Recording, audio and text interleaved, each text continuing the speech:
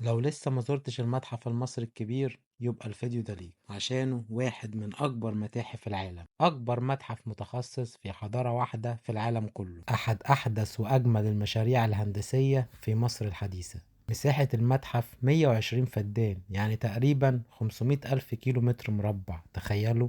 المتحف بيضم 100 ألف قطعة أثرية، يعني اعمل حسابك في كذا زيارة عشان تخلصه كله، وبرضه مش هيخلص كله. لأول مرة كل آثار الملك توت عنخ آمون هتبقى في مكان واحد، يعني تخيل 5000 قطعة أثرية من قناعه الشهير لحد سريره وأدواته الشخصية وكل ما استخدمه في حياته، كل ده هيكون في مكان واحد لأول مرة. تصميم المتحف ده قصة تانية، متصمم على هيئة مثلثات مستوحي من شكل الأهرامات، مكتوب عليه أسماء أشهر ملوك مصر على واجهته الخارجية وانت وداخل من البوابة بتاعته. والدرج العظيم اللي مليان تماثيل ضخمة هتحسسك فعلا انك في حضرة الملوك.